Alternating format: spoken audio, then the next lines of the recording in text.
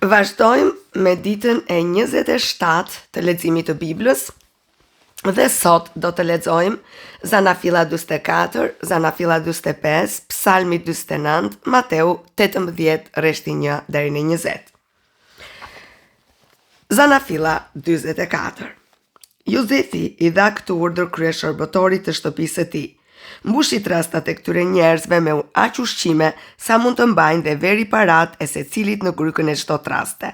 Përveç kësaj, vere kupën time, kupën prej argjendi në grykën e trastës të mëtëriut, bashkë me parat e grurit të tij, dhe ai bëri ashtu siç i tha Jozefi. Në mëngjes, sa u bë dritë, u nisën ata njerëz me gomeret e tyre. Sa po kishin dalë nga qyteti dhe nuk ishin akoma larg, kur Jozefi i tha kryeshërbëtorit të shtëpisë së tij: "Çau, ndiqi ata njerëz dhe kur ti kesh arritur thuaju atyre: pse e shpërblyet të mirën me të keqe?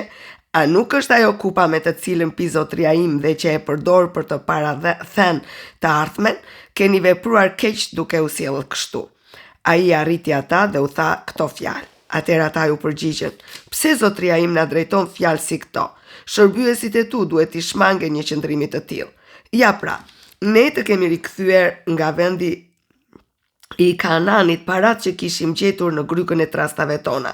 Si mund të vitni argjend ose florin nga shtëpia e zotrisë tënd? Ai prej shërbëtorëve të tu, të cili do t'i gjendet kupa, të dënohet me vdekje. Edhe gjithashtu ne do të bëhemi shklevrit e zotrisë tënd." Ai tha: "Mirë pra, le të bëhet si thoni ju. Ai të cili do t'i gjendet kupa do të bëhet sklavi im dhe ju do t'jeni të pafajm." Kështu secili prej tyre nxitoi të ul për tokë trastën e vet dhe a hapi. Dhe kryeshërbëtori i kontrollit duke filluar nga më i moshuari dhe duke mbaruar tek më i riu, dhe kupa u gjet në thesin e Benjaminit. Atëherë ata i shqyen rrobat e tyre, ringarkuan secili gomarin e vet dhe u kthyen në qytet. Juda dhe vëllezërit e tij arritën në shtëpinë e Jozefit që gjendej akoma aty dhe u shtrin për tokë para tij. Dhe Jozefi u tha atyre: "Çfarë veprimi është ky që keni bërë? Nuk e dini që një njeri si unë është në gjendje të parathot të ardhmen?" Juda u përgjigj: "Çdo t'i themi zotrisë tim, çfarë fjale do të përdorim ose si do të mund të justifikohemi? Perëndia ka rigjetur paudhësinë e shërbëtorëve të tu. Ja, jemi sklevër të zotrisë tim. Si ne, ashtu edhe ai në dorën e të cilit u gjet kupa." Por Jozefi tha: "Larg prej meje një veprim i tillë. Njeriu në dorën e të cilit u gjet kupa do të jetë sklavi im. Sa për ju, ktheuni në paqe tek ati juaj."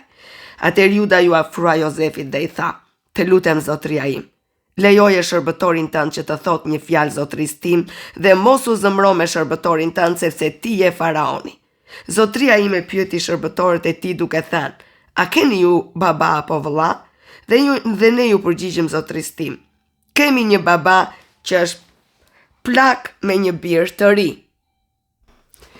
Zotria im i pyeti shërbëtorët e tij duke thënë: "A keni një baba apo vëlla?" Dhe ne ju përgjigjëm zotrisë tim: "Kemi një baba që është plak dhe një birë të ri, që i ka lindur në pleqëri. I vëlla i ka vdekur, kështu ai ka mbetur i vetëm birin e nënës së tij dhe ati e do." Atëherë ti u the shërbëtorëve të tu: "Sillmani këtu që të mund ta shoh me sytë e mi." Dhe ne i tham zotrisë tim: "Fëmia nuk mund ta lër atin e tij, sepse po të duhej ta linte, i ati do të vdiste. Por ti u the shërbëtorëve të tu: në rast se vëllai juaj më i ri nuk zbret bashkë me ju, ju nuk do të shihni më fytyrën time." Kështu që kur u ngjitëm përsëri te shërbëtori yt, ati im i treguam fjalët e zotrisë tim. Atëherë aty yn tha: "Ktheuni të na blini pak ushqime." Ne u përgjigjëm: "Nuk mund të zbresim atje poshtë, do të zbresim vetëm në rast se vjen me ne vëllai ynë më i vogël, sepse nuk mund ta shohim fytyrën e atij njeriu, po të jetë se vëllai ynë më i vogël nuk është me ne."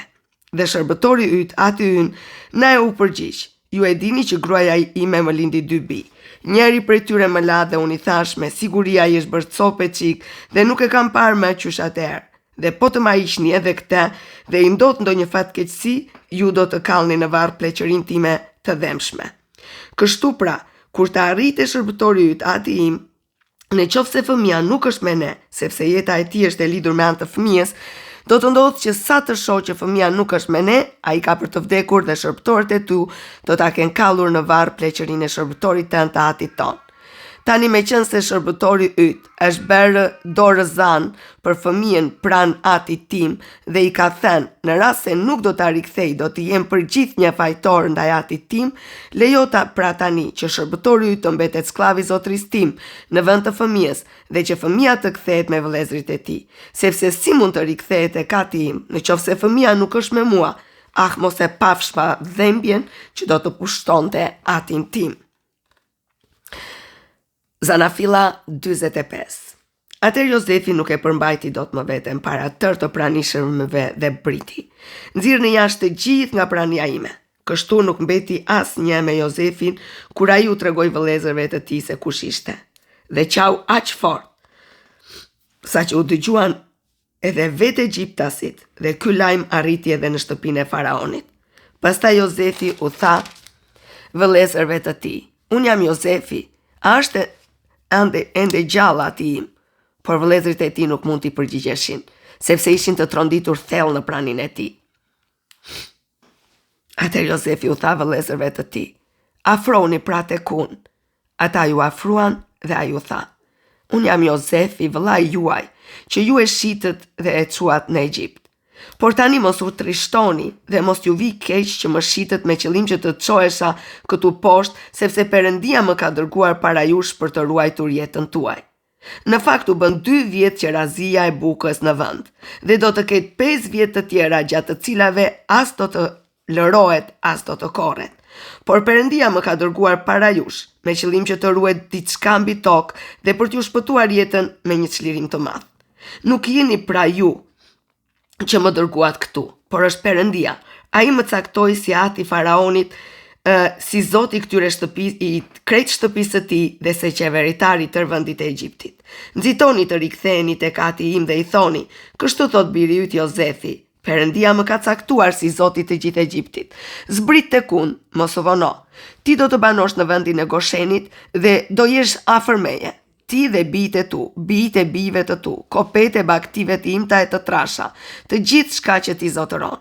Dhe atje unë do të ushqej, sepse do të ketë edhe 5 vjet të tjera zije, me qëllim që ti të mos katandisesh në mjerim si familja jote dhe gjithë shka zotëron.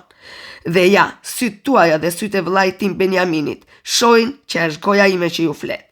Tregojani pra atit tim tërë lavdin time këtu në Egjipt, dhe gjithë shka pat, shpejtoni ta sillni atin tim këtu. Pastaj u ot në qafë vllait të tij Benjaminit dhe qau.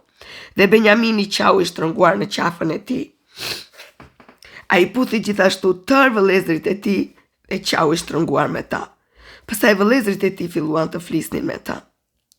O Zot, faleminderit për këto rreshta. Faleminderit Zot për zemërgjerësinë e Jozefit. Haleluja. Rreshti 16. Jona e kësaj ngjarjeje u prap në shtëpinë e faraonit dhe njerëzit thanë: kanë ardhur vëllezërit e Jozefit. Kjo i pëlqeu faraonit dhe shërbëtorëve të tij. Atëherë faraoni i tha Jozefit: thuaju vëllezërve të tu, bëni këtë, ngarkoni kafshët tuaja dhe shkoni, ktheuni në vendin e Kananit. Pastaj merrni atin tuaj dhe familjet tuaja dhe ejani tek unë do t'ju jap më të mirat e vendit e Egjiptit dhe do të hani prodhimet më të zgjedhura të vendit. Ti ke urdhrin t'u thuash atyre: bëni këtë, merrni me vete nga vendi i Egjiptit qerre dhe për të veçlit tuaj dhe për gratë tuaja, merrni atin tuaj dhe ejani, dhe mos u shqetësoni për orën ditë shtëpiake, sepse sendet më të mira që ka Egjipti do t'jenë tuaja. Bijtë e Izraelit vepruan kështu dhe Jozefi u dha atyre qerre sipas urdhrit të faraonit dhe ushqime për udhëtimin. Të gjithë dhe u dha një palë rroba për ndërres për secilin, por Benjaminit i dha 300 sikla argjendi dhe 5 ndërresa veshmbathjeje. Atit të tij dërgoi 10 gomarë të ngarkuar me gjëra më të mira të Egjiptit, 10 gomarica të ngarkuara me grur, bukë dhe ushqime për atin e tij gjatë udhëtimit.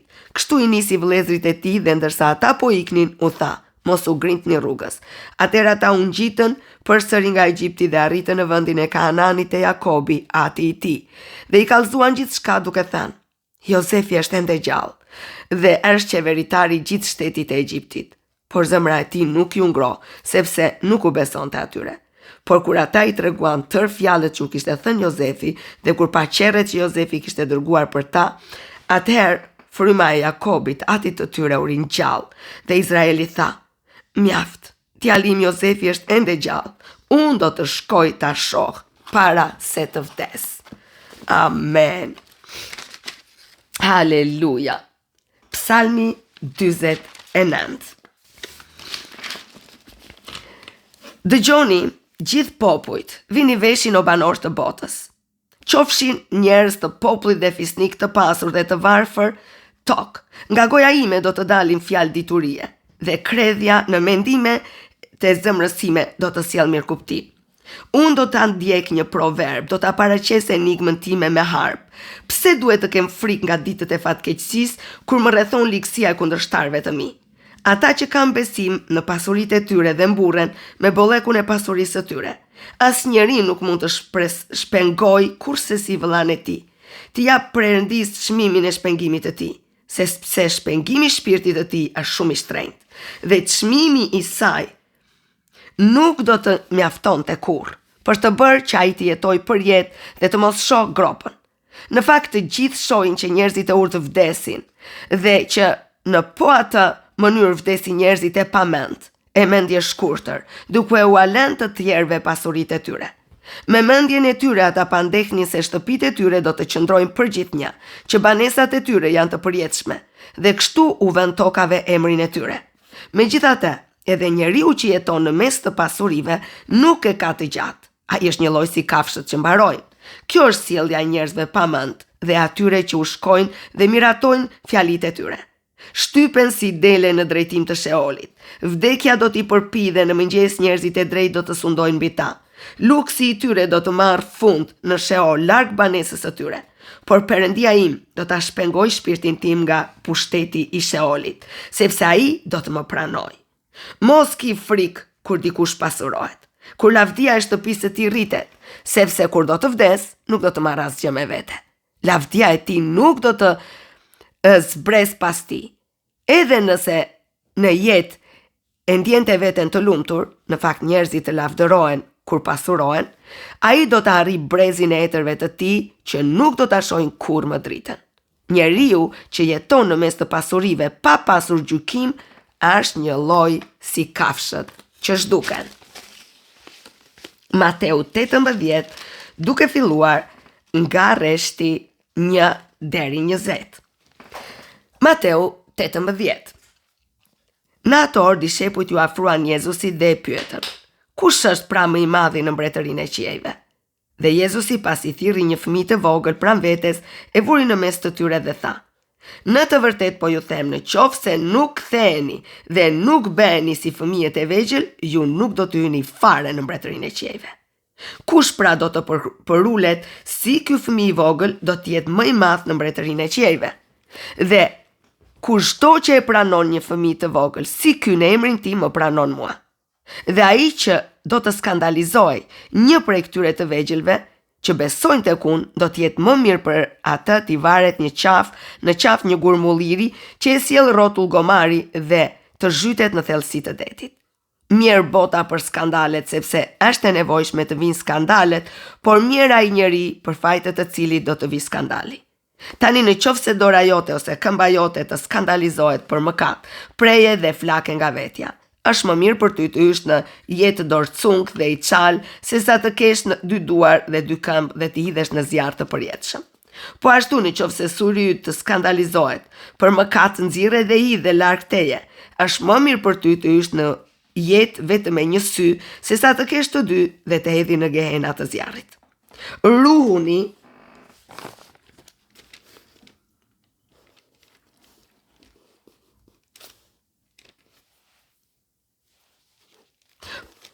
Ruhuni se përbuzni ndonjë nga këta të vegjël, sepse unë po ju them se angjit e tyre në qiej shohin vazhdimisht fytyrën e Atit që është në qiej, sepse Biri i Njeriut erdhi për të shpëtuar atë që humbur. Si mendoni, në qoftë se një njeri ka 100 dele dhe njëra prej tyre humb rrugën, a nuk do t'i lërë ai të 99 mbi male për të kërkuar atë që humbi rrugën? Dhe nëse i ndodh ta gjej, unë po ju them me të vërtet se ai do të gëzohet më shumë për këtë, se sa për të 99 që nuk kishin humbur rrugën. Kështu është vullneti i Zotit tuaj që është në qiej, që asnjë nga këta të vegjël të mos humbas. Por në qoftë se vllai yt ka mëkatuar kundër teje, shko dhe qortoje vetëm për vetëm. Në qoftë se të dëgjon, ti e fitove vllajën tënd. Por në qoftë se nuk të dëgjon, merre me vete edhe një ose dy vetë që çdo fjalë të vërtetohet nga goja e 2 ose 3 dëshmitarëve. Nëse pastaj refuzon, ti dëgjoj, thuaj Akishës, dhe në qoftë se refuzon edhe ta dëgjoj kishën, le të jetë për ty si pagan ose ta grambledhës. Në të vërtet ju them se